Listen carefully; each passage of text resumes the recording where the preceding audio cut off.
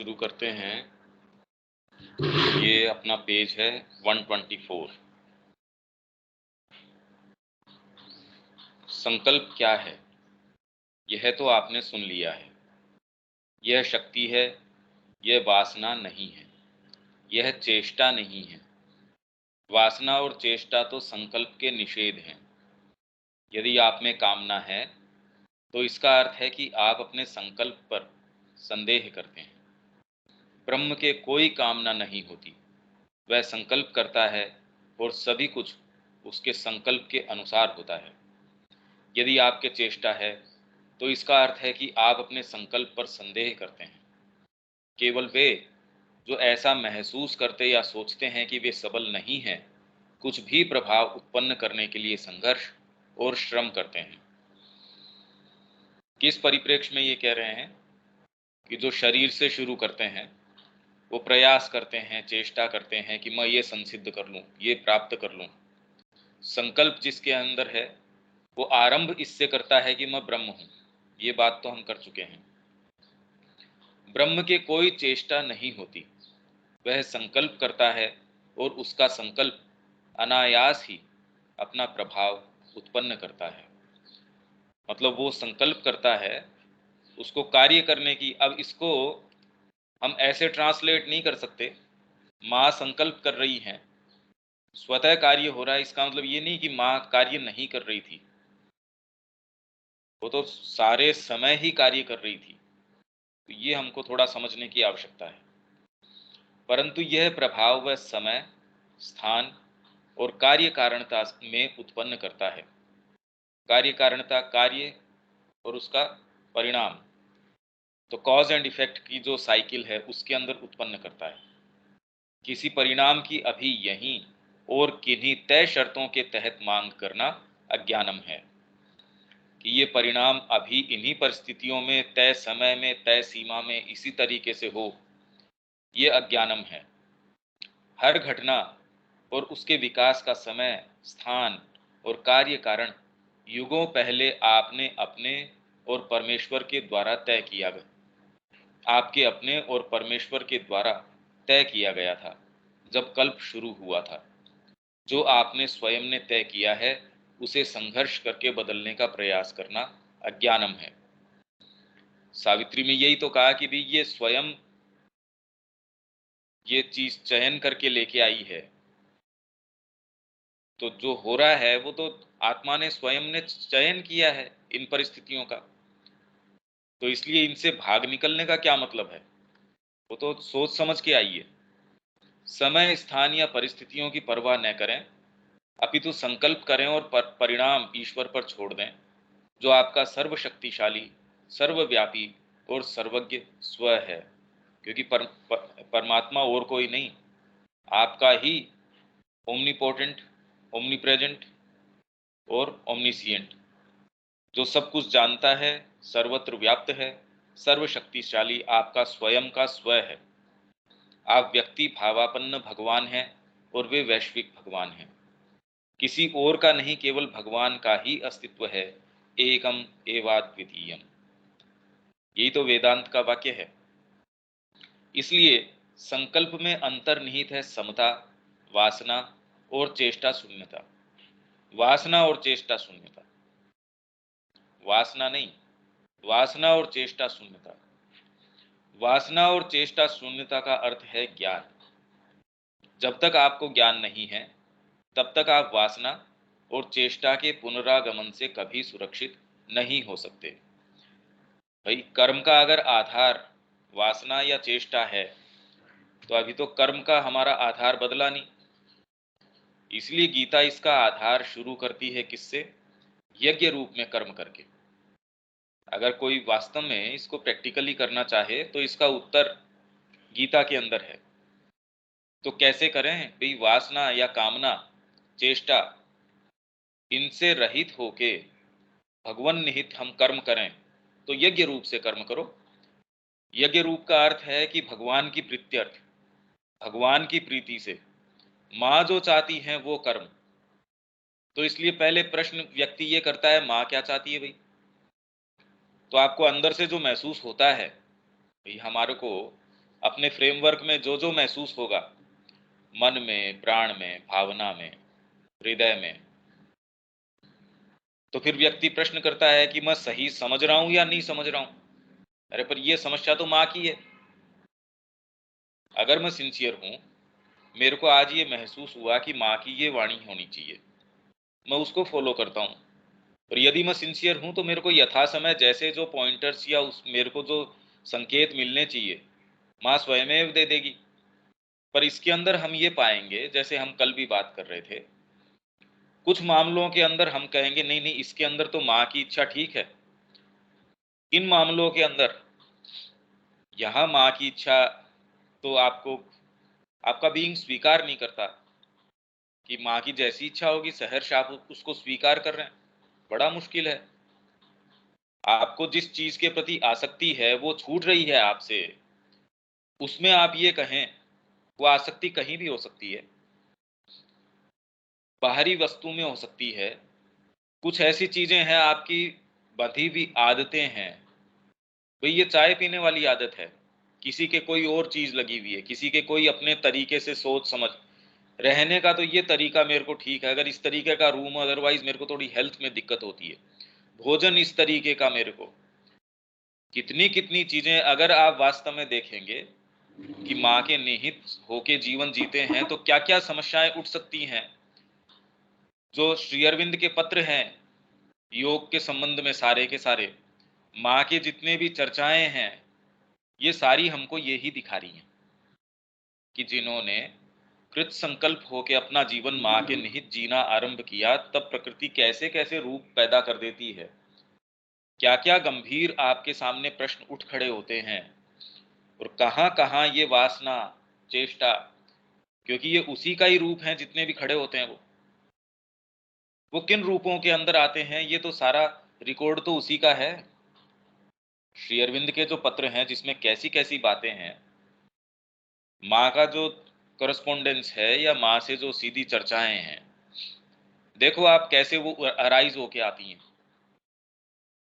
अच्छा, इसके अंदर विलिंग एंड डिजायरिंग, ये माँ ने एक जगह कुछ बताया है इसके विषय में। अगर आपके पास इंग्लिश वाला वॉल्यूम है, मैं उसका रेफरेंस दे देता हूँ, नहीं तो मैं स्क्रीन शेयर कर देता हूँ। ये 6th वॉल्यूम है मदर का, कि ये डिजायर और विल, संकल्प और कामना, 410 नंबर पेज है अंग्रेजी की पुस्तक का। द मदर, जो है मदर की पुस्तक है मातृवाणी, उसमें 6ठा वॉल्यूम है, 410 नंबर उसका पेज है। ये एक प्रैक्टिकल साइकोलॉजिकल तरीका माँ बता रही है। स्क्रीन आप लोगों को मिल गई होगी, आपको नजर आ रहा है शब्या जी?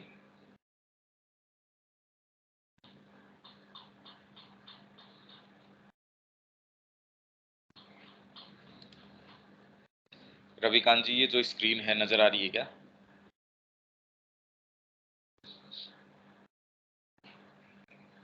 नजर आ रही है।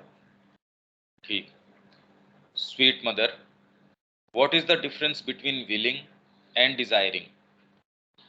विल में और डिजायर में क्या अंतर है, यही बात हम अभी कर रहे हैं। They are not at all the same thing, वे एक ही जैसी चीजें नहीं है। When you see that something ought to be done, कोई चीज की जानी है, आपको जब ये पता चल गया, आपने ये देख लिया कि ये चीज करनी है भाई, for instance that it is good to do it, take your reason, say your reason decides that this ought to be done. मान लीजिए आपने बुद्धि के प्रयोग से ये चीज तय कर ली, बुद्धि ने ये तय करी कि ये चीज की जानी चाहिए, then your will starts working and makes you do the things required for this thing to be done. फिर आपकी संकल्प शक्ति वो सारी आवश्यक चीजें करने के लग जाती है जो आपके रीजन ने तय किया कि ये करना चाहिए। Your will is an executing power, कार्यकारी शक्ति है आपकी विल है वो, which ought to be at the disposal, the service of what was decided by the region or a higher force। तो इस विल पावर को किसके डिस्पोजल में, किसकी सेवा में, किसके अंतर्गत होना चाहिए, उस रीजन के अंतर्गत होना चाहिए, उस विवेक बुद्धि या कोई उच्चतर फोर्स है उसके अंतर्गत होना चाहिए कि जैसा वो निर्देश करे उसके कार्यकारी शक्ति के रूप में ये काम करे।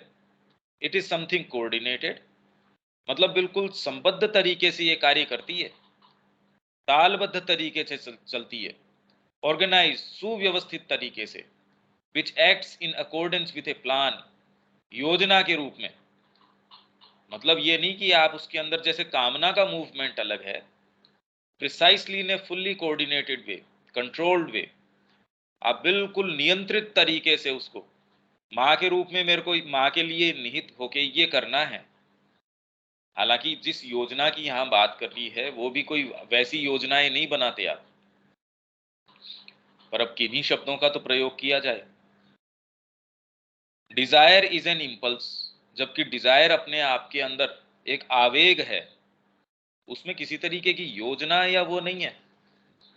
अब किसी के डिजायर उठ रही है, जैसे सपोज किसी की चाय पीने की आदत है, किसी की और दूसरे व्यसन की आदत है, या डिजायर जिसका कोई, आप कहो भैया मैंने शांति से भोजन कर लिया, सारी चीज ठीक है, फिर अब अशांति क्यों, किस चीज का आवेग उठ रहा है, उसको आप रीजन से शांत नहीं कर सकते। और रीजन उसके ऊपर अप्लाई करके आप उसको कंट्रोल करते हैं, प्रयास करते हैं कंट्रोल करने का। तो ये तो एक आवेग है, it takes hold of you, पकड़ लेता है।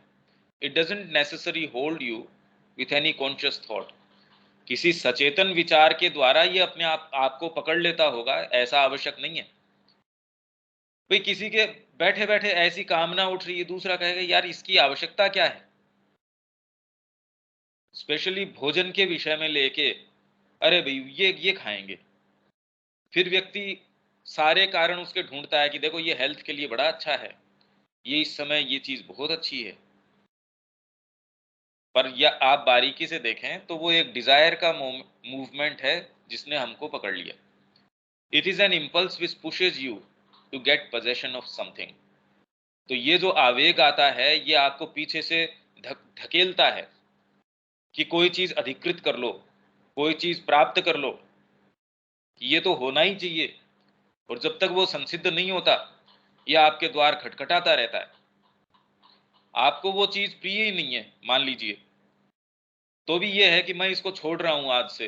अब सारे दिन आप खुद देखेंगे कि विचार आते रहेंगे, आप कहेंगे मेरे को तो इस चीज कभी मैंने साल भर में नहीं सोचा इस विषय में, जैसी ये बात आई कि मेरा ये पोजीशन है किसी को देना है, सारे दिन इसी के, एज इफ मेरी सारी दुनिया इसी के चारों तरफ केंद्रित है।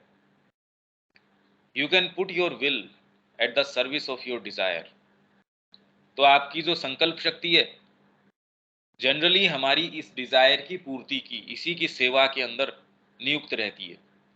सारा हमारा क्रियाकलाप है जिसमें यहाँ तक कि हमारी साधना है, मैं भगवान को पालूं, मेरे को ये चीज मिल जाए, मैं भगवान का हो जाऊं, वो मेरा रसास्वादन कर लें, ये मूवमेंट होता नहीं।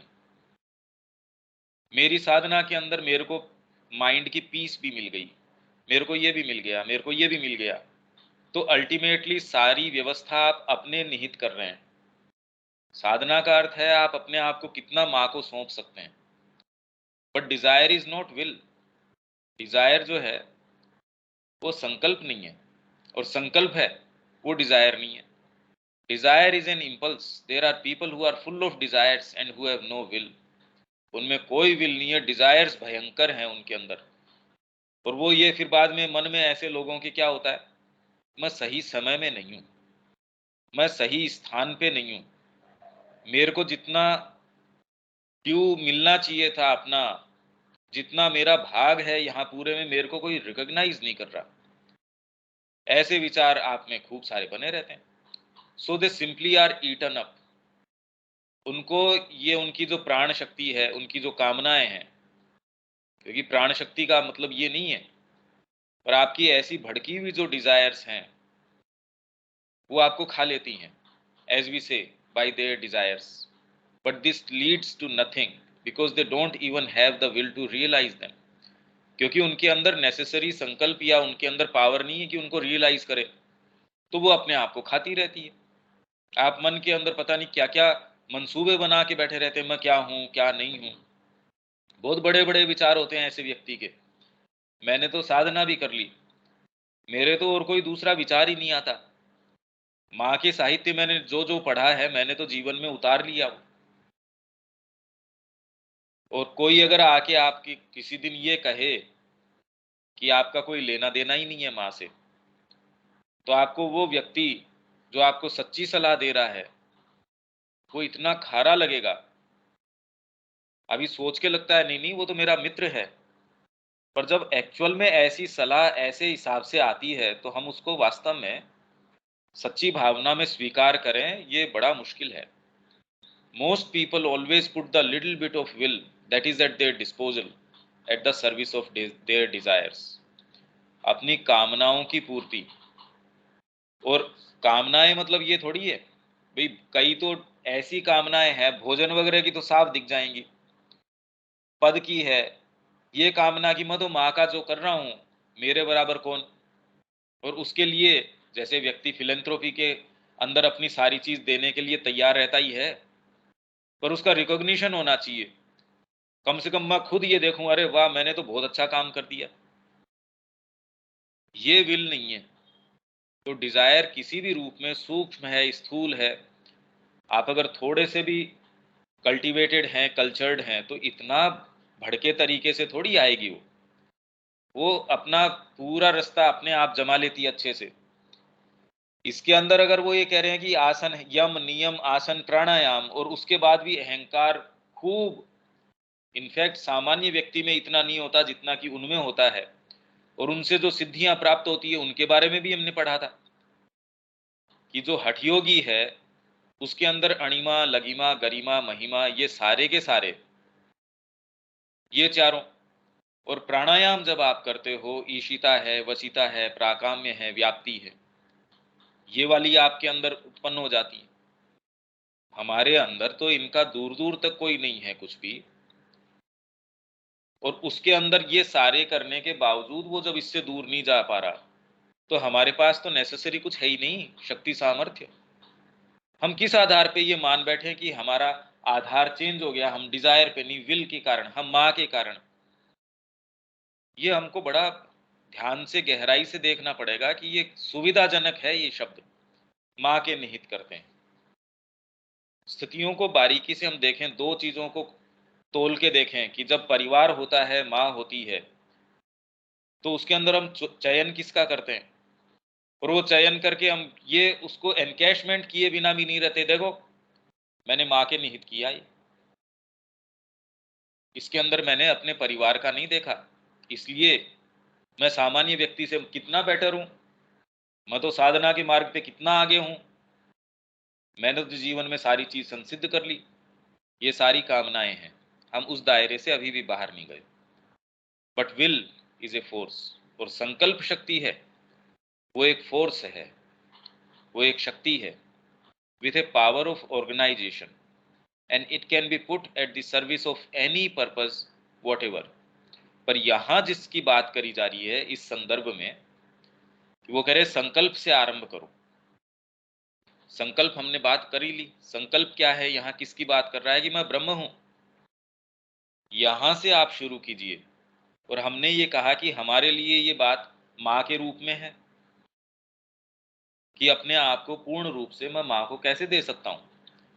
जब ये प्रश्न हमारे गहराई से आता है, हमारे जीवन को किस तरीके से ऑर्गेनाइज करेगा। अब ये विल पावर कैसे इसको ऑर्गेनाइज करेगी, माँ ने ये कह दिया यहाँ कि विल है वो एक फोर्स है with a power of organisation. तो यदि आपका जीवन संगठित नहीं है, सुव्यवस्थित नहीं है आपके उद्देश्य के इर्द गिर्द, तो ये तुरंत समझ लेना चाहिए कि मेरा उद्देश्य अभी गहराई से आया नहीं, मैं अभी तक पूरा मूव्ड हूं नहीं, या इसके अंदर वो कहीं और अन्य उद्देश्यों में से एक उद्देश्य है। जबकि श्री अरविंद कह रहे हैं ऐसा नहीं, वो ही एकमात्र उद्देश्य है मेरा। जब आप ये बोलोगे तब कोई रास्ता है। जब ये आप ये कहें कि मैं तो और उद्देश्यों में से साधना करना एक उद्देश्य है, तो ये कभी नहीं होगा, असंभव है। थोड़ी बहुत रंगत शायद दे दे जीवन को, थोड़ा बहुत कोई ऊपर से रंग प्रदान कर ले, मैं व्यापार कर रहा हूँ, माँ के निहित कर रहा हूँ, मैं ये कर रहा हूँ, माँ के निहित कर रहा हूँ। अच्छी चीज़ है, ये विचार भी आपको एक सामान्य व्यक्ति है उससे कुछ फ़र्क कर सकता है, पर इसमें समझना चाहिए कि बड़े धोखे हैं इसके अंदर। तो ये जब विचार सच्चे रूप में आता है, तो उसमें पावर ऑफ ऑर्गेनाइज़ेशन है। वो अगर हमारे जीवन में हमको नज़र नहीं आ रही, तो हम इससे देख सकते हैं इसको अप्लाई करके। भई हमको ये एक नापने का यंत्र दे दिया। इससे सिंसियरली हम अपने आप के ऊपर अप्लाई करके और अपने जीवन के खाके को नाप के देख सकते हैं कि उसमें कितनी किस चीज़ का प्रयोग क्या प्रवेश है। And it can be put at the service of any purpose whatever. और ये किसी भी पर्पस कैसा भी उसकी सर्विस के अंदर इसको नियोजित किया जा सकता है। It is something that when one has will power, one has to a definite purpose. यहाँ बीच के अंदर शब्द ओमिट मतलब मिसिंग है ट्रांसक्रिप्ट के अंदर। तो जिसके अंदर when one has will power, जब किसी के अंदर संकल्प शक्ति होती है, तो उसके अंदर one has to a definite purpose. Definite purpose के लिए क्या होता है भाई, इसके अंदर ये कह रहे हैं कि ये शब्द मिसिंग है, पर हम कल्पना कर सकते हैं इसमें क्या शब्द रहा होगा। कि डेफिनिट पर्पस के लिए हमारे पास कोई संकल्प है या कोई ऐसी चीज है वो हमारे पास होती है इसके अंदर। दिस इज विल, ये जो है ये विल है। You must not mistake desire for will. हमको डिजायर नहीं मान बैठना इस चाहिए इसको। डिजायर इज एन इम्पल्स, ये एक आवेग है। इट सीजेज यू, आपको पकड़ लेता है। You know, it clings to you, holds you. And then ये देखिए, ये हमको अपने आप के ऊपर लागू करके बस खाली, क्योंकि ये तो इसका कोई बाहरी मानदंड तो है नहीं, इसका तो आपका आत्मपरक सब्जेक्टिव मानदंड है जो अपनी सिंसियरिटी के आधार पे अब अप्लाई करके देखते हैं। And then if you let desire do what it likes, well it makes you do anything at all. और डिजायर के आधार पे आप अपने आप को छोड़ देते हैं, तो आपको जो वो चाहेगी वो करने के लिए बाध्य कर देगी, कुछ भी। और आप ये कई बार ये सोचते हैं, क्या ज्यादातर यही सोचते हैं कि बस ये अभी करता हूँ, बस मैं तो इतना ही, बस मैं तो इतना सा ही करता हूँ, नहीं नहीं मैं तो खाली एक ही कप चाय पीता हूँ, नहीं मैं तो खाली इतना सा ही करता हूँ। आपको पता नहीं वो कहाँ तक है। जिसमें भी हम ये कहते बस ये करता हूँ, आप उसको ये कहे मैं इसको नहीं करूंगा, बस ही तो है भाई, थोड़ा ही तो है, फिर तो जोर नहीं आना चाहिए। तो एक के ऊपर भी लागू करके देखिए। पहले तो कोई चीज अंदर से ऐसी है वो कहते नहीं नहीं इसको छोड़ दो, इसको टच मत करो, क्योंकि माँ ने ये प्रैक्टिकल तरीके बताए हैं।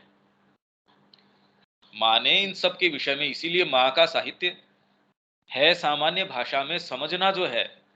श्री अरविंद की भाषा इस तरीके की हमको लगता है इसमें जो गहन सत्य हैं, पर माँ की भाषा हमको इसलिए भ्रमित कर देती है, वो इसलिए भ्रमित कर देती है, हमको ये इजी लगती है। पर जो श्री अरविंद जो फिलोसॉफिकली सारी चीज का निरूपण कर रहे हैं, ये इसका एग्जीक्यूशन है। तो माँ क्या कहती हैं कि आप अपनी टॉर्च लाइट लेके जाते हैं, एक एक कॉर्नर में देखते हैं, धीरे धीरे आप पाते हैं कि कोई एक ऐसी चीज है कॉर्नर में, वो नहीं चाहती, वो डिजायर वहां छिपी हुई है, वो आपको पहले कहते कि नहीं नहीं मेरे को नहीं, मेरे को मत टच करो। कैसी कैसी चीजें हैं।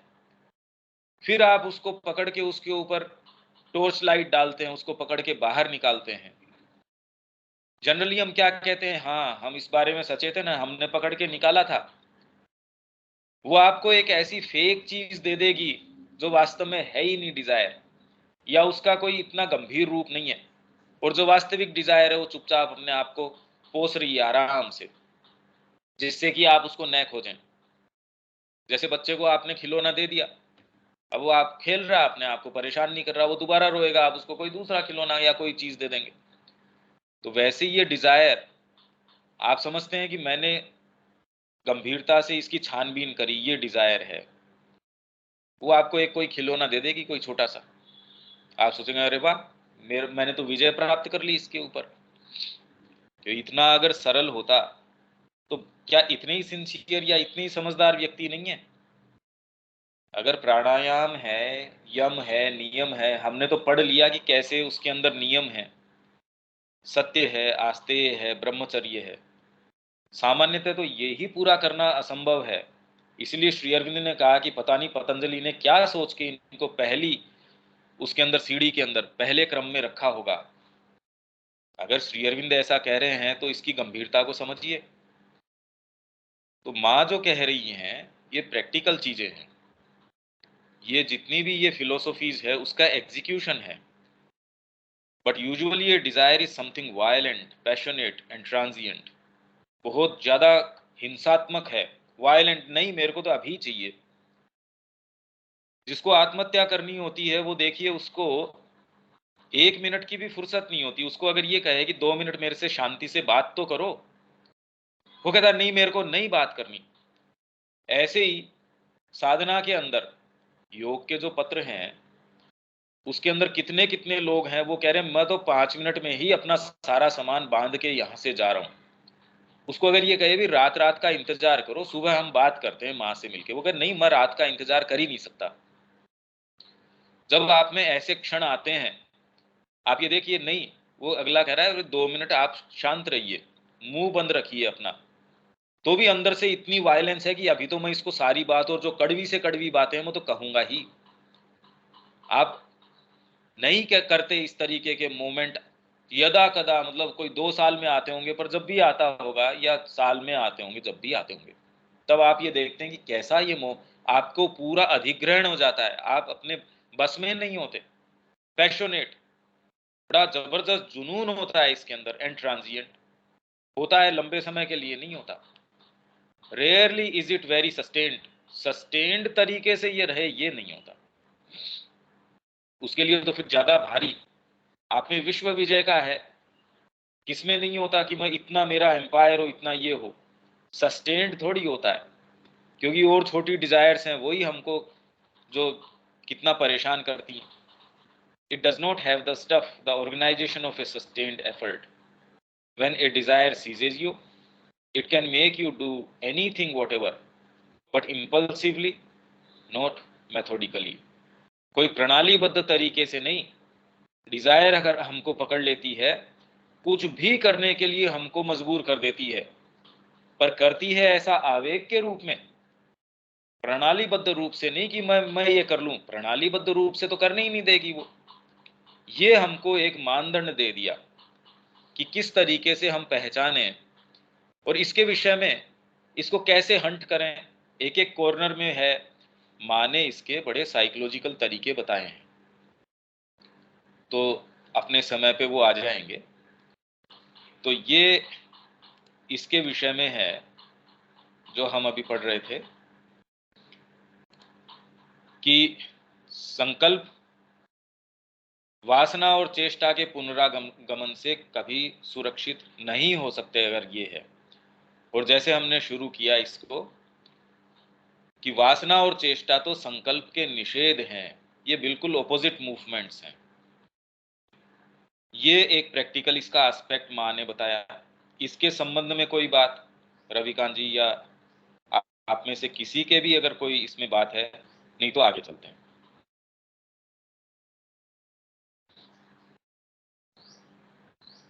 हाँ जी शब्या जी, इसमें कोई नहीं बात? भैया। ठीक है, अब आ गए। ये सवाल यह है कि शुरुआत कैसे की जाए। इस शुरू कैसे करें इसको? शक्ति आप में है, उसे काम करने दें और सही मनोभाव अपनाकर उसके कार्य में सहयोग करें। मैं साधना कर लूं वाली बात नहीं हो रही। देखिए इसके अंदर ये मूवमेंट अलग तरीके का है। भाई शक्ति आप में है, माँ की शक्ति काम कर रही है, मैं कम से कम व्यवधान उसके अंदर पैदा करूं, तो मेरे ये भाग हैं। उसको आप तटस्थ तरीके से खोल के माँ देखिए, इसके अंदर ये है, माँ ने ये तरीका बताया है, बजाय इसके कि मेरे अंदर ये चीजें हैं, अरे मेरी इस चीज को टच मत करो। अगर ये कहा जाए कि मेरी ये आदतें हैं, छोटी छोटी आदतें हैं, सिगरेट पीने की, गुटखा खाने की, किसी को एक रूम का एक सर्टेन सेटअप, मेरे को तो ये पसंद है भई, ये कलर पसंद है, मेरे को इस तरीके की ड्रेस पसंद है, इस तरीके का वातावरण पसंद है, या चाय पसंद है। एक कप चाय वो नहीं, नहीं हम पीते ही नहीं भई, हमारे कोई इसकी वो नहीं है लालसा, हमारे कामना नहीं है। हम तो कभी यूँ ही हमारे लगी हुई नहीं है। अरे छोड़ो तो सही है आप, 7 दिन लगातार छोड़ के देखो पता चल जाएगा। 8वें दिन कैसे वो छोटे-छोटे बहाने लेके आपको फिर खटखटाएगी, कैसे अंदर प्रवेश करने की कोशिश करेगी। तो ये कहना नहीं, नहीं मेरे तो ऐसी कोई बात नहीं है, नहीं, नहीं मेरे तो ये हेल्थ रीज़न है, मेरे तो ये है, मेरे तो ये है, और ये सबके साथ है।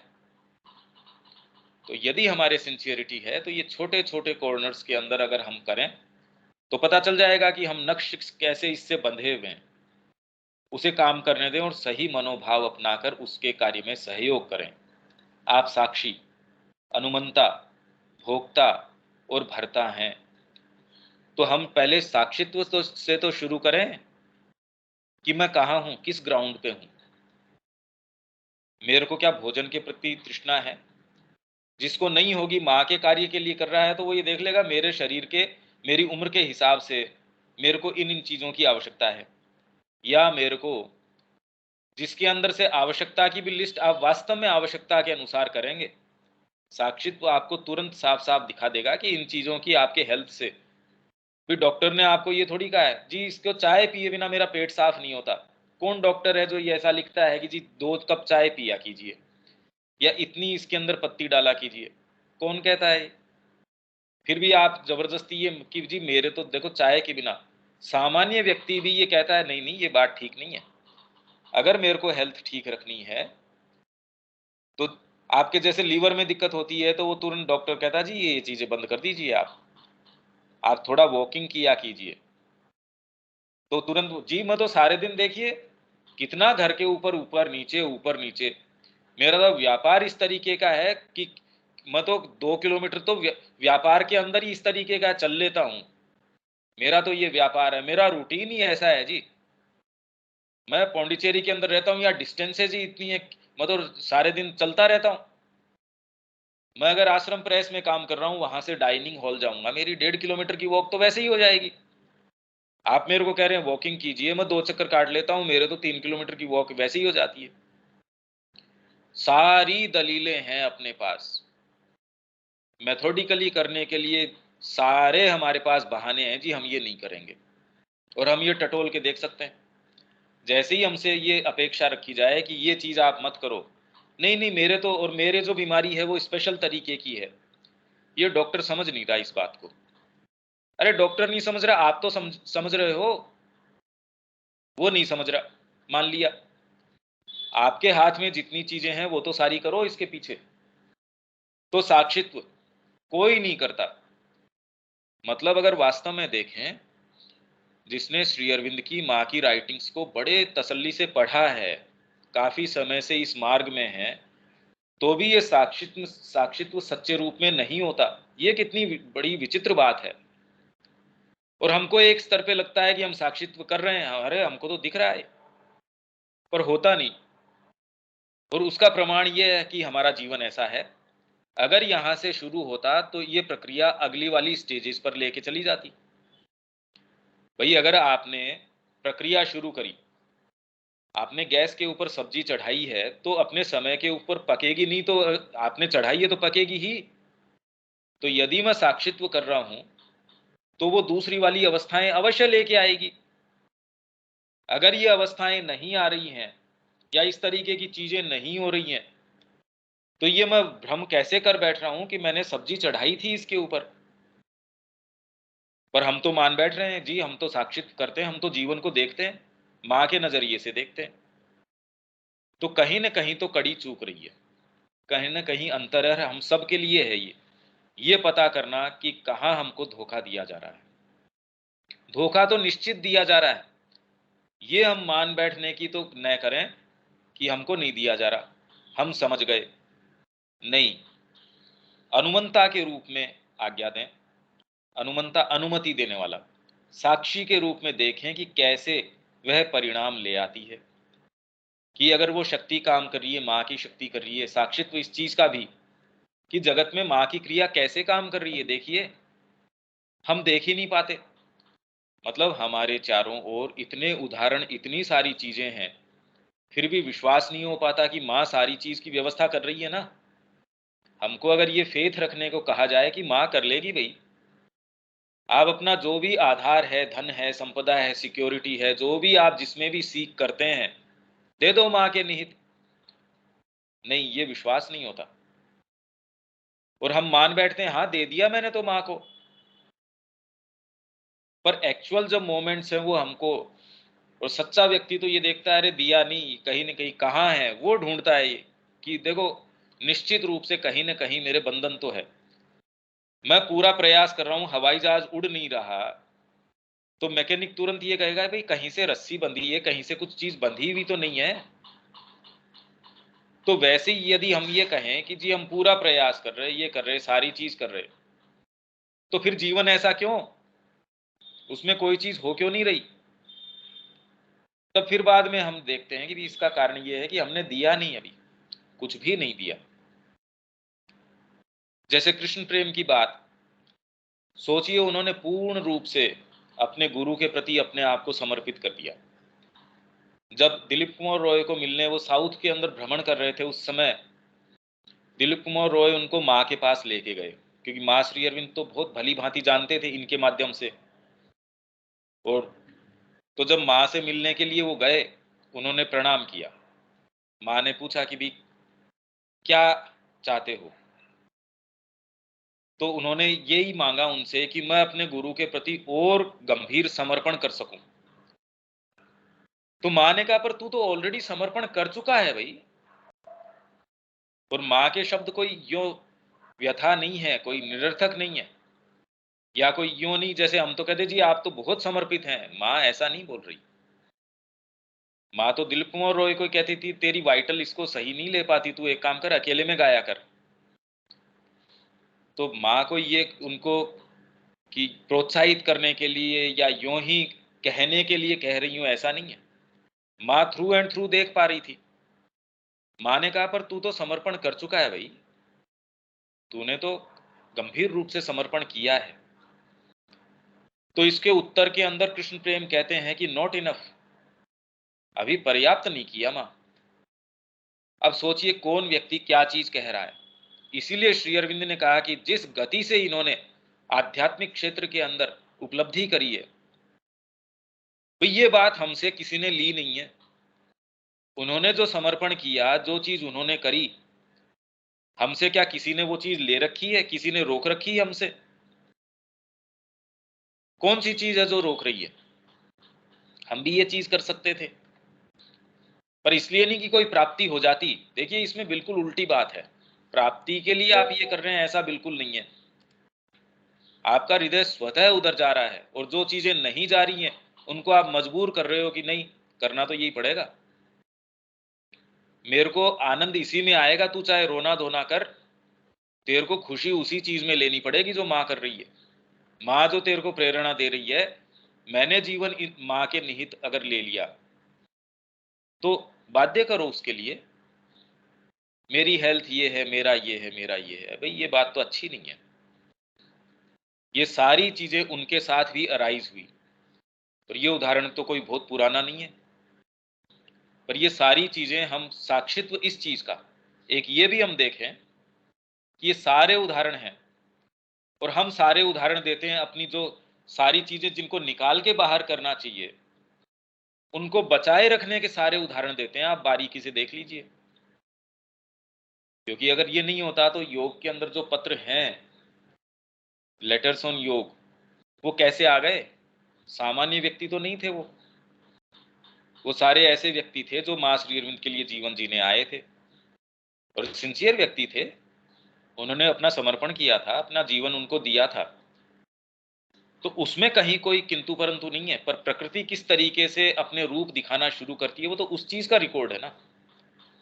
तो वो उनके साथ दिखा रही है, तो इसका मतलब हमारे अंदर तो है ही है, सारी चीजें हमारे अंदर हैं। तो कैसे वह परिणाम ले आती है? भोक्ता के रूप में परिणाम का आनंद लें। तो अभी तो हम भोग भी नहीं लगा पा रहे। गुलाम क्या भोग लगाएगा किसी चीज का? भोक्ता के रूप में परिणाम का आनंद लें। भी स्वामी है, मालिक है, वो उपभोग कर सकता है। सेवक किस चीज का उपभोग करेगा? गुलाम है, वो तो गुलामी के अंदर पिस रहा है। और भर्ता के रूप में आधार को, मतलब आप भर्ता हैं उसके, बनाए रखते हुए उसकी सहायता करें। फिर धीरे धीरे आपको ये पता चलेगा। जैसे गीता ये कह रही है, पुरुष और प्रकृति, पुरुष जो पोइज अपनाता है, भी क्यों ये सारी चीजें होती है? अगर पुरुष ये चीज नहीं करता तो व्याप्ति है, प्राकाम्य है, ऐश्वर्य है, त्रिकाल दृष्टि है, ये कोई सी भी सिद्धि हो ही नहीं सकती थी। अगर प्रकृति वैसी ही होती जो कि हम मान बैठे हैं कि प्रकृति ऐसी है, तो फिर तो ऐसे ही चलता। तो फिर लोगों ने कैसे किया? इसका मतलब कोई दूसरा मैकेनिज्म तो है। यही गीता कह रही है कि पुरुष जो भाव अपनाता है, पहले वो साक्षित्व करता है, धीरे धीरे धीरे धीरे साक्षी है, अनुमंता है, भरता है, ज्ञाता है, भोगता है, जो भी है, तो फिर बाद में प्रकृति व्यवस्था करती है। जैसे माँ का उदाहरण मैंने बताया, एजेंडा के अंदर वो बता रही है कि मेरी घड़ी काम करना बंद कर दिया। तो अंदर से, जैसे हमने लिप्सा की बात करी थी, उसके अंदर कामना नहीं है, पर अंदर से कोई आपके ये आता है, भाई इस चीज की आवश्यकता है, कामना के रूप में नहीं, पर कॉन्शियस कोई डेलिबरेट संकल्प के रूप में भी नहीं। अंदर से जैसी ये चीज आई, तो उनके पास गिफ्ट के रूप में या अलग अलग सोर्सेज से घड़ियां आने लग गई। उन्होंने कहा भी इतने की आवश्यकता नहीं है। तो ये प्रक्रिया भी हो सकती है। पर हमारी चेतना क्या सोचेगी? भाई काम करने का, अगर मेरे को कामना की पूर्ति करनी है तो ये बहुत अच्छा तरीका है। हालांकि एक समय विशेष के बाद में अगर थोड़ा बहुत भी हम में कुछ है, तो हम ये पता कर लेंगे कि ये चीज इस चीज के लिए जाने लायक नहीं है। मैं राजा के पास जा रहा हूं, उनसे क्या मांग रहा हूं कि मेरी ऐसी व्यवस्था कर दो, मेरे नल के अंदर पानी आ जाए, या मेरे को कोई ऐसी चीज की व्यवस्था कर दो कि ये हो जाए। तो धीरे धीरे ये पता लगता है कि परमात्मा के पास हम जिन हेतुओं से जा रहे हैं, ये नाकाफी हैं, ये पर्याप्त नहीं है, ये इस गरिमा लायक नहीं है। माँ के श्री अरविंद के पास चला गया और फिर उनसे जो मैं मांग कर रहा हूँ, जैसे एक जने ने मांग करी विवेकानंद जी से। एक दिन वो किसी भाव में थे, उन्होंने कहा भी आ जाओ, तुमको जो जो चीज मांगनी है वो मैं तुमको दे दूंगा। तो एक जने ने कहा भी मेरे को आजीवन इस समय चाय मिल जानी चाहिए। तो उसके विषय में लिखा गया है कि उसको लास्ट दिन तक भी चाय जरूर मिली। वो मरा तो भी उस दिन चाय पी के मरा। तामसिक उदासीनता या राजसिक विद्रोह से उसे नष्ट न करें, उसकी सहायता करें। तामसिक उदासीनता जी मैं नहीं जानता इस विषय में, मेरे को मतलब नहीं है। इसमें माँ की कृपा होगी, देखो अपने आप। इसमें हम तामसिक उदासीनता, सबसे ज्यादा जो शब्द का हम दुरुपयोग करते हैं वो है माँ की कृपा, माँ की मर्जी। माँ की मर्जी होगी तो अपने आप देखो ये काम हो जाएगा। दूसरे को अरे थोड़ा बहुत तो माँ के ऊपर विश्वास करो, ये तो फंडामेंटल बात है, तो इसमें बात ही क्या है? रोज इस बात को भुनाने की क्या आवश्यकता है? इससे आगे चलो ना भाई। तो ये तामसिक उदासीनता, जिसमें ज्यादा हम अगर इस मार्ग पे हैं या हमको भ्रम है कि मार्ग पे हैं, तो माँ की जब कृपा होगी तो कर लेंगे। माँ का जब ये होगा, तो मेरे पेट में दर्द होगा या मेरे तड़प उठ रही है, उस टाइम ये नहीं कि मैं बिल्कुल शांत स्थिर तरीके से लेटा हुआ हूं कि माँ जैसा करेंगी वैसा ठीक है भाई, इसमें क्या बात है। या राजसिक विद्रोह से उसे नष्ट न करें। सुनिश्चित रहें कि आपका संकल्प कार्य करने के लिए कभी विफल नहीं हो सकता। पर पहले तो संकल्प से तो हमारा संपर्क हो। आप ज्ञाता हैं, उस सभी ज्ञान को ग्रहण करें जो स्वयं को आपके समक्ष प्रस्तुत करता है। पर इसके लिए पहले श्री अरविंद का एक रिकॉर्ड ऑफ योग हम पहले पढ़ के गए हैं कि आज मेरे को ये संदेश मिला कि आपके सामने जो ये प्रस्तुत किया जाए वो सारे को ले लो, पर इसके लिए आप अपना संकल्प नहीं लगाओ लेने के लिए। ऐसा हम पढ़ के गए थे कि एक उनको जो इसमें मिला था, पूर्व दर्शन है, या उनको जो इस तरीके की प्रोफेटिक विजन्स हैं, जिसके अंदर रामकृष्ण जी का उनको विजन प्राप्त हुआ था, उसके अंदर कुछ संदेश प्राप्त हुए थे। उसके अंदर जैसे ये प्राप्त हुआ था कि आपको समक्ष जो प्रस्तुत किया जाता है उन सबको ग्रहण करें, मेरे द्वारा यहाँ वर्णित दृष्टिकोण को अपनाएं श्री अरविंद को वो कह रहे हैं, और इसे साधना की या जीवन की हर एक क्रिया पर लागू करें। आपको और कुछ नहीं करना है, शेष सब काली करेगी। व्यथित न हो, चिंता मत करो, जल्दबाजी मत करो। आपके समक्ष अनंत काल है, जल्दबाजी क्यों करो। हाँ, बस तामसिक न हो जाओ या आलस्य में अपना समय बर्बाद न करो। गीता में यही अर्जुन को वो कह रहे हैं, और यही बात श्री अरविंद ने कहा कि अपनी उत्तरपाड़ा भाषण के अंदर की मैं ये जान पाया कि श्री कृष्ण की उन सब से क्या मांग है, अर्जुन की ही तरह, जो योग करना चाहते हैं, जो अपना जीवन उनके निहित जीना चाहते हैं। तो इसमें किसी तरीके की ये जल्दबाजी, किसी तरीके की ये चीजें नहीं। अपने आप को निष्काम निश्चेष्ट रूप से परमात्मा के हाथ में दो, पर उसके अंदर प्रमाद नहीं, नेग्लिजेंस नहीं। तो ये वाली बात हम देख सकते हैं। इसीलिए कामना अभी तक हमारे ऊपर आवश्यक है, क्योंकि कामना के बिना हमने जाना ही नहीं। जहां कामना नहीं है वहां हम ये देख सकते हैं, वहां भाई माँ जैसा चाहेगी वैसा करेगी। जहां कामना है वहां नहीं बोलते हम ये बात, और अगर किसी कारणवश बोलते भी हैं तो अंदर तक हम इसको स्वीकार नहीं करते। मेरा लड़का, मेरा बच्चा, या मेरा कोई ऐसा चेरिश्ड कोई चीज है, कोई बात है, वो जब दाव पे लगी हो उस समय ये नहीं कि माँ जैसा चाहेंगी। माँ से अगर हम ये प्रार्थना भी कर रहे हो, माँ जैसा आप चाहें, पर आप टटोल के देख सकते हैं जैसा में क्या अदरवाइज जो आपके चेरिश्ड जो चीज है या परिणाम है उसके अदरवाइज हो, क्या आप सहर्ष ले पाएंगे? नहीं। और अभी ये मान बैठना कि हाँ हम ले लेंगे, देखिए ये अभी हमारा ट्रांसफॉर्मेशन नहीं हुआ।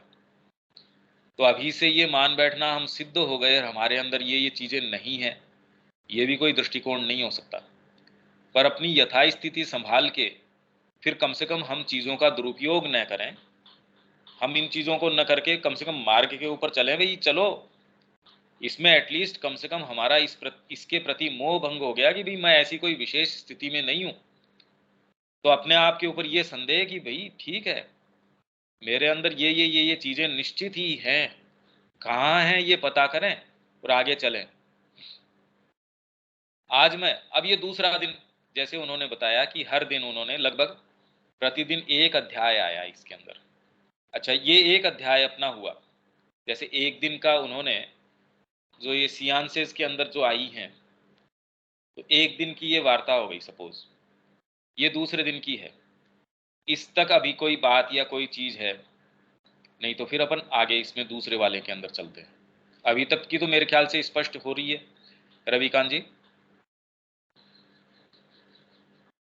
जी हाँ, स्पष्ट। ठीक है। आज मैं शक्ति या संकल्प की बात करूंगा, क्योंकि वही योग का आधार है। तो अपन ने यहीं से बात करी थी भाई, अगर ये नहीं बताए, कहे तो ये दे कि आप शक्ति से संकल्प से आरंभ कीजिए, और इसका निरूपण करें नहीं कि संकल्प क्या है, तब तो फिर अधूरी रह गई बात। शक्ति सिर के शीर्ष के ठीक ऊपर सहस्र दल में स्थित है और क्रिया के उस स्थान या पीठ से कार्य करती है। उसके नीचे मस्तिष्क के शीर्ष के ऊपर उच्चतर बुद्धि है और उसके नीचे मस्तिष्क के मध्य स्तर में तर्क शक्ति या निम्नतर बुद्धि का स्थान है। इसको जनरली चक्रों के हिसाब से भी बोलते हैं। इसी तरीके से ये कहा जाता है कि मानव का जो शरीर की जो जो बनावट है, वो एज इफ उसकी साइकोलॉजिकल बनावट है या उसकी जो आंतरिक बनावट है उसका एक रिप्रेजेंटेशन की जैसे है। इसीलिए आप अगर भौतिक नस नाड़ियों में ये देखेंगे, सिर के शीर्ष के ठीक ऊपर सहस्त्रदल स्थित है। अब फिजिकली आप अगर इसको ये देखेंगे, या जैसे जैसे चक्र बताए हुए हैं वहां अगर फिजिकली आप उस नस नाड़ियों के अंदर उसको देखेंगे, वो नहीं मिलने वाला। आप फिजिकल एनाटॉमी के अंदर अगर देखेंगे उसको खोल के काट के, इसीलिए ये साइंटिस्ट हैं या जो ये लोग हैं ये कहते हैं यार कैसी बातें कर रहे हैं। इसके विषय में श्री अरविंद ने गंभीर रूप से अपने पत्रों में भी चर्चा करी है कि कैसे आप शुरू करते हैं इससे। यदि आप इनको भी जागृत करना चाहते हैं, शुरू करते हैं। आप शुरू में विजुअलाइजेशन से शुरू करते हैं कि मेरे यहाँ यहाँ ये स्थान हैं, ये केंद्र हैं शक्ति के, जिनको आप चक्र कहते हैं। शुरू में आप उसके ऊपर कल्पना कह दीजिए या धारणा कह दीजिए, उसके ऊपर विजुअलाइजेशन स्थिर करते हैं। धीरे धीरे जब आप स्थिर करते हैं, वो चीजें एक्टिवेट होना शुरू हो जाती हैं। इसकी ये प्रक्रिया है। इसके बारे में कुछ चर्चा अपने लेटर्स के अंदर श्री अरविंदो ने, आप पढ़ के देख सकते हैं, वो तो उपलब्ध है।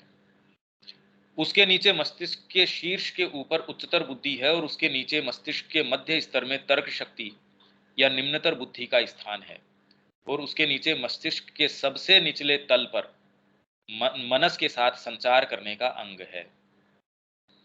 जो सबसे नीचे का उसका स्तर है, मनस के साथ संचार, उसके साथ कम्युनिकेट करने का, उसके साथ दान प्रतिदान, क्रिया प्रतिक्रिया, लेन देन, ये करने का स्थान है। हम इस अंग को समझ कह सकते हैं, आपकी जो समझ है। पर इसके अंदर देखिए, आपके अंदर हो सकता है कि दूसरे पार्ट प्रभावी हो, ये बाहरी आपको समझ न हो। आपको करना क्या चाहिए जीवन के अंदर, ये तो बड़ी बड़ी अच्छे से समझ है, पर उसके एग्जीक्यूशन में या जीवन के अंदर क्या क्या चीजें हैं, न मेरे को पॉलिटिक्स की समझ है, न मेरे को व्यापार की समझ है, चीजों के लेन देन की समझ नहीं है।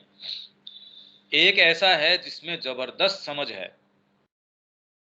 वो पूरे एक देश का, एक कितने उसके कार्यकाल, कितना लंबा समय, 20 साल तक किसी देश का शासन कर रहा है, पूरे पृथ्वी के ऊपर उसके दबदबा है। तो समझ तो है उसको चीजों की, कैसे कौन सी पावर्स काम कर रही हैं, व्यवस्था किस तरीके से करनी है, ये समझ तो उसको है। पर एक जो मूल समझ की, इसके पीछे उसको मां की शक्ति क्यों नहीं नजर आती? वैज्ञानिक को समझ तो बहुत बारीकी से हो सकती है, उसके निष्कर्ष के ऊपर जो एक साधक जो तुरंत निष्कर्ष के ऊपर पहुंच जाता है, वहां तक वो कभी उसके कल्पना तक नहीं आती। तो हम इसके अंदर कोई विभेद नहीं कर रहे कि वो ऊपर से ऊपर की चीज हो और उसका एग्जीक्यूशन परफेक्ट हो। ज्ञान, तर्क शक्ति और समझ मस्तिष्क के 3 अंग हैं। ज्ञान, तर्क शक्ति और समझ, इसको हमको एक दूसरे से कंफ्यूज नहीं करना चाहिए। बड़ी जबरदस्त आपको चीजों की समझ है, व्यापार की समझ है, बातों की समझ है, सामने वाला व्यक्ति आपके साथ कैसा व्यवहार कर रहा है, क्या बोल रहा है। हो सकता है आप साधना कर रहे हो और दूसरा व्यक्ति बैठ के रहे, उसके मन में ये बात नहीं है, वो ये बात नहीं कहना चाह रहा, तो उसको किसी चीज की आवश्यकता है, इसलिए वो ऐसी बात कर रहा है। उसको कुछ पैसे दे दो, उससे ये पूछो, भैया कितने पैसे की जरूरत है तेरे को, ये बता। तुरंत आप समझ जाएंगे किसी डिपार्टमेंट में, गवर्नमेंट डिपार्टमेंट विशेषकर, यहां तो आप जाएंगे, वो आपसे जैसी जैसी बातें करेगा, आप दूसरा व्यक्ति वो तो कह देगा, पर वो तो ये बात कह रहा है। जिसको इस चीज की समझ है वो कह देगा, वो ये कह भले ही रहा है, आप समझ ही नहीं रहे वो क्या कह रहा है। अच्छा क्या कह रहा है? वो ये कह रहा है उसको कुछ पैसे दो, इस काम के कुछ पैसे लगेंगे। तो उसको धीरे से ये पूछ लो, वो भी उसको ये मत जताओ कि आप उसको ये कर रहे हैं, उससे प्रेम से ये पूछ लो, भैया इसकी आपकी क्या सेवा कर सकते हैं, इसमें क्या आपका लग सकता है, या इसमें क्या आवश्यकता है। धीरे से आप उसको ये, कितना प्रेम से आप उसको दे सकते हैं। ये जो दूसरा वाला जिसके अंदर वास्तव में कोई उच्चतर ज्ञान की हम बात करें, उसमें ये समझो कोई जरूरी नहीं है, इसलिए आप कहते हैं कि कितना इम्प्रैक्टिकल आदमी है। पर प्रैक्टिकलिटी होने से आप वास्तव में अपनी गर्दन भी कटवा सकते हैं। आप में ये समझ है, मान लीजिए आपके अंदर ये समझ है, पर आप मूल मुद्दे पे आए ही नहीं, जीवन जी के चले गए। इसकी बजाय, मतलब क्या होना चाहिए, इसकी बजाय इस समझ के बिना अगर आपको कुछ थपेड़े पड़ भी जाते, पर आपके अंदर सच्चा ज्ञान है, तो कुछ दिन आपके परेशानी के हो सकते हैं इस तरीके के, या कुछ चीजों में समस्याएं आ सकती है, पर मूलभूत आप बहुत सिक्योर ग्राउंड पे हैं। वहीं दूसरी ओर आप समझ तो बहुत है, आप में सो कॉल्ड समझ तो बहुत है, पर वो समझ क्या काम की। तो ज्ञान, तर्क शक्ति और समझ मस्तिष्क के 3 अंग हैं। ये क्रियाएं या ये अंग सूक्ष्म शरीर में होती हैं, पर वे भौतिक मस्तिष्क में उनके अनुरूप संबंधित भागों से जुड़ी होती है। होती तो ये सूक्ष्म शरीर में। अब आपको कह दे हृदय केंद्र, ये आपका ये वाला चक्र है, आज्ञा चक्र है, आपका कोई पर्टिकुलर ये चक्र है, मूलाधार है, तो ये फिजिकली नहीं है, पर हाँ उसके अनुरूप स्थानों के ऊपर है। तब हम ये कहते हैं कि सबसे नीचे ये है, फिर बाद में आपके ये है, एक मणिपुर है, ये है, अनहत है, विशुद्धि है, ये सारे अपन नाम देते हैं, करस्पॉन्डिंग है। और करस्पॉन्डेंस के कारण ही हम ये देख सकते हैं कि आपके पर्टिकुलर चक्र के आधार पे आप ये कह सकते हैं आपके ये वाला रोग या ये वाली समस्याएं, आपके फियर्स आ रहे हैं। तो कोई ये नहीं कहेगा सहस्त्रदल से फियर्स आ रहे हैं, आपके अंदर नीचे के जो ये भाग हैं ये दे रहे हैं फियर्स आपको। आप में क्रोध है, घृणा है, आप में ये सारे भाव आ रहे हैं, इसका मतलब ये तो नीचे से आ रहे हैं। कोई ये आपको ये थोड़ी कहेगा हृदय चक्र से ये आ रहे हैं, कभी नहीं ये बात कही जाती। और ऐसे के अंदर आप ये भी देख सकते हैं, थोड़ा सा ध्यान दे के साइकोलॉजिकली, आप में दुश्चिंताएं उठ रही हैं, भय उठ रहे हैं, क्रोध उठ रहा है, तो आप ये देख सकते हैं कि आपके शरीर में कौन से भाग पे प्रेशर आ रहा है या कहाँ डिसबैलेंस आ रहा है। जबरदस्त क्रोध आया उसके बाद आप पता कर सकते हैं कि कहीं ना कहीं पेट में व्यवधान आ जाता है।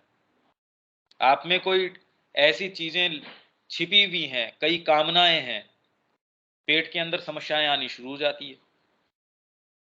आप इससे रिलेट करके देख सकते हैं कैसे कौन सी चीजें। तो जो लोग खाली भौतिक स्तर के ऊपर चिकित्सा पद्धति जिसको वो हीलिंग कह देते हैं, उसके आधार पे फिर कहते हैं इस चक्र के ऊपर ध्यान केंद्रित कीजिए। थोड़े समय पे जब आप ध्यान केंद्रित करते हैं तो आप उसको आपको थोड़े थोड़े थोड़े थोड़े रिजल्ट उसके आने शुरू होते हैं। हालांकि ये भी अपने आप में योग नहीं है। वैसे ही जैसे संगीत सुना के गाय अगर ज्यादा दूध देना शुरू कर दे तो वो कोई संगीत थोड़ी हुआ, उसका संगीत से क्या लेना देना है। हाँ, पर उसका एक प्रभाव ये हो सकता है, जैसे प्राणायाम बोल के ब्रीदिंग एक्सरसाइजेज, और वो भी 3-4 तरीके की एक सर्टेन क्रम में आप करते हैं, उसका प्राणायाम से क्या लेना देना है। वैसे ही जैसे आसन, आप कुछ आसन या लगभग जो सारे आज पता भी हैं हमको, अगर वो सारे भी कर लें तो हठ योग से उसका क्या लेना देना है। वैसे ही जिसको हम जनरली जो प्रचलित तरीके से इस तरीके से करो तो आपके ये शरीर पे असर होगा, तो ये हम इसको कोरिलेट नहीं कर पाते कि इसका मतलब शरीर कोई भौतिक चीज नहीं है, इसके पीछे और दूसरी चीजें हैं। यदि उनके अंदर आप प्रयास करते हैं तो उसका रिफ्लेक्शन, प्रतिबिंब आपके भौतिक के अंदर आता है। अगर ये हम समझ जाते हैं तो फिर हमारा आग्रह, हमारे जो जो ये चिकित्सा विज्ञान है, वो उसका पूरा प्रारूप चेंज हो जाएगा। हमारा उसके प्रति दृष्टिकोण है, हमारा अप्रोच है, वो चेंज हो जाएगा। हृदय के ठीक ऊपर छाती के भीतर मनस है, अर्थात अपनी 5 अधीनस्थ इंद्रियों के साथ संवेदन का अंग। मनस जो है, 5 अधीनस्थ इंद्रियां जो इसके हैं, संवेदन का अंग है। उनके जो संवेदन है मनस वो प्राप्त करता है। एक्चुअल में माइंड ही अपने आप में एकमात्र इंद्रिय है। अगर ये न हो तो ये इंद्रियां ये सारी की तो पशु में भी है। इसीलिए हम ये उदाहरण देते हैं कि बिल्ली को अगर लेके चला जाया जाए और खूब घुमाया जाए उसको कहीं, वो आके आपको क्या रिपोर्ट देगी। उसकी बजाय मनुष्य का बच्चा थोड़ा समझदार हो, उसको अगर कुछ वहां की झलकियां भी दिखाई जाए, फोटो भी दिखाई जाए, तो भी वो बेटर समझ पाएगा, भले उसके इंद्रियां इतनी ज्यादा विकसित न हो जिसकी जितनी की वो पशु की हो। इसलिए एकमात्र जो वास्तव में इंद्रिय है वो मनस है। इसका स्थान इन्होंने बता दिया। मनस के नीचे हृदय से लेकर हृदय और नाभि के मध्य, मतलब मनस के केंद्र के नीचे हृदय से लेकर हृदय और नाभि के मध्य भाग तक चित्त है। तो ये लगभग सारों का गड़बड़ रहता है हमारा। वहां से नाभि तक और नीचे सूक्ष्म प्राण है। ये सभी सूक्ष्म देह में होते हैं, परंतु इन बिंदुओं पर ये स्थूल देह से जुड़े होते हैं। इसीलिए जब हम यहाँ ध्यान केंद्रित करते हैं या यहाँ किन्हीं में भी डिसबैलेंस आता है तो उसका प्रभाव इन बिंदुओं या इससे संबंधित जो जो चीजें हैं वहां आ जाता है। स्वयं स्थूल देह में 2 क्रियाएं स्थित हैं, भौतिक प्राण अथवा तंत्रिका तंत्र और अन्नम अथवा भौतिक शरीर। कल इसको हम इसके आगे पकड़ते हैं। देखिए, ये पद्धति, क्योंकि श्री अरविंद ने लास्ट में ये कहा कि ये एक पद्धति है, मैं इसको एंडोर्स नहीं करता, या ये अपने आप में सारी ही योग की पद्धति को समाहित कर लेती हो और पूरा ही आपको मैनुअल प्रदान कर देती हो, इसका ऐसा भी नहीं है। कुछ एक तरीका है जिसके अंदर भी मोटे मोटे पॉइंटर्स आपको ये दे रहा है, कुछ संकेत दे रहा है, वो किसी के लिए लाभप्रद हो सकते हैं। इसलिए हमको बहुत ज्यादा इसको गंभीरता से हम लें, ये आवश्यक नहीं है, क्योंकि ये जैसे ही हम ये बातें सुनते हैं और ये इतनी प्रचलन में है, हम बड़े गंभीर रूप से इन चीजों को लेते हैं, जबकि इसके अंदर वास्तव में शुरुआत किस चीज से हो रही है? इस संकल्प से कि मैं मां का हूं। यदि आप वास्तव में इसको फॉलो करते हैं, आप स्वयं ये पाएंगे कि जहां जो चक्र जो होना है वो अपनी सुव्यवस्था में अपने आप ही आ जाएगा, या नहीं है तो उसका वापस रीस्ट्रक्चरिंग होगी। भी जो व्यक्ति मेरे मकान में आने वाला है उसके सुख सुविधा के हिसाब से फर्नीचर अरेंज होगा, तो मां के निहित कैसे जीवन जीना है उस हिसाब से रीस्ट्रक्चर होगा। उसको जैसा जहां जिस तरीके से रखना है अपने आप रखेंगी। मूल अपना जो केंद्र है या आग्रह है वो इसके ऊपर है कि मैं मां का हूं, बस। और फिर इस चीज को, इस बात को खाली एक भाव तक या एक कोई विचार तक नहीं, एक्चुअल जब कर्म तक लेके आते हैं तो उसमें ये सारी पद्धतियां अपने आप ही समाहित हो जाएंगी। इनफैक्ट इनसे बेटर होंगी, या आज तक जो पद्धति नहीं आई है प्रचलन में वो आपके साथ हो सकती है, क्रियान्वित हो जाए। इसलिए पढ़ने समझने के लिए ये बड़ी सुंदर बातें हैं, पर इसको हमको बार बार जो मेन फ्रेमवर्क है वो ओझल नहीं होना चाहिए, इसको हम यहां तक छोड़ देते हैं। कल इसको दोबारा पढ़ते हैं आगे से। ठीक है शब्या जी, रविकांत जी, हम यहाँ छोड़ देते हैं इसको। ठीक है भैया। जय श्री मां।